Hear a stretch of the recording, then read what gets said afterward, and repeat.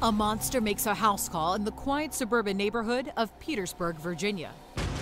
Cops get a frantic 911 call from a young woman holding her 2-year-old grandson, hiding in the closet, trying to escape a madman.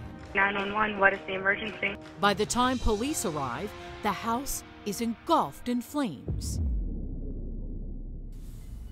I knew they all was gone. 4 generations of Vivian Chavez's family wiped out in one night. Her 67-year-old mother, Pauline, beaten to death. Her niece, Missy, her sister, Vicky, and Vicky's 2-year-old grandson, Davari, all clubbed and killed in the fire. Suddenly, the city of Richmond had a quadruple murder mystery on its hands. An unsolved case that hit Washington Post reporter Anna Casillo straight in the heart.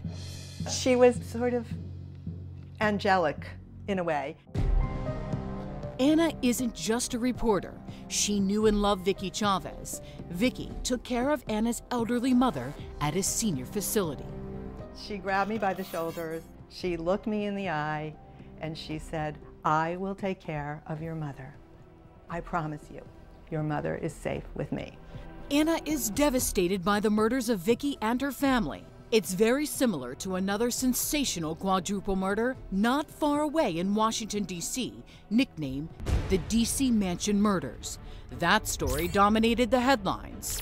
What was remarkable to me is that there was no news about this quadruple murder beyond the Richmond area. There was nothing mentioned in the DC media. And so I kept looking for more and more information. I became as grief-stricken as I was. This was my way. This was my outlet for it. With that, Anna sat down at her computer to write a story to let the world know the life of her friend, Vicky, mattered. I wanted people to know that this wonderful woman had been brutally murdered, along with her mother and daughter and grandson. I just wanted people to know because you hear about young white women who are murdered, and it's all over the paper, but you don't hear a lot about an entire black family who's killed violently. Nothing. You don't hear anything about them. Anna's sadness quickly turned to anger. I was stunned. I was outraged. 4 people were murdered. They weren't, pretty young women who got nabbed and, brutally murdered. They were disenfranchised a little bit. They were poor. They were, people who took care of other people's parents. And yet, Vicky had probably touched so many lives. The headline-grabbing D.C. Mansion Murders launched a massive manhunt. Cops were frantic to catch a killer. It was very sensational crime. They nabbed that guy in Brooklyn, New York, within 24 hours of his having fled Washington. But in this case, no one seemed to be looking for the killer. I've never seen anybody say, "Oh, keep an eye out for this guy. He might be dangerous." Nothing. Anna wasn't going to rest until her friend's murderer was caught. And little more than a year later, the mystery would finally be solved when cops got their man. Alexander Hill, the man who they've been looking for 1 year exactly, is now charged with 4 counts of murder. The killer? Alexander Hill, the ex-boyfriend of Vicky's sister, Vivian.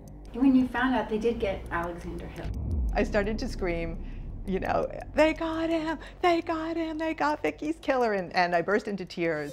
Hill is the man Vivian once loved, but now calls a cold-blooded killer, a career criminal who'd gotten violent before. He went berserk on me. He just snatched me by the back of my hair, swung me around. Next thing I know, this man was on top of me, choking me and gashing me like this. Had his fingernail like in my eyeball. And the people was like, at the hospital, they was like, if he would have went a little further, he'd pop your eyeball out. And now Vivian is haunted by the words of warning from her sister Vicky, echoing in her head. My sister, she was like, "Don't sleep on him."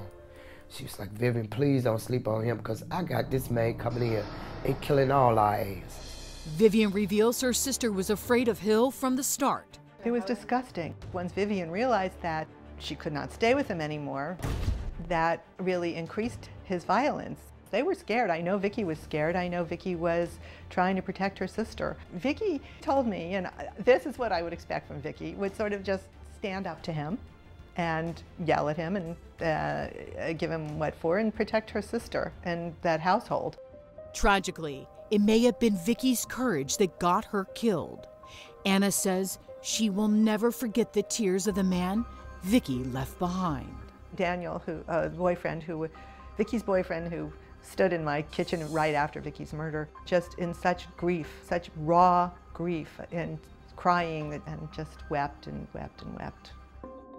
Now hopefully nobody will forget Anna's friend Vicky, who turned out to be a very sensational story after all.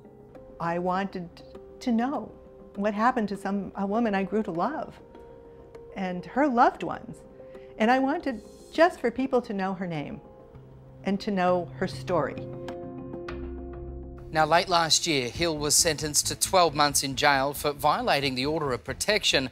He'll be back in court in March, charged with 4 counts of first-degree murder.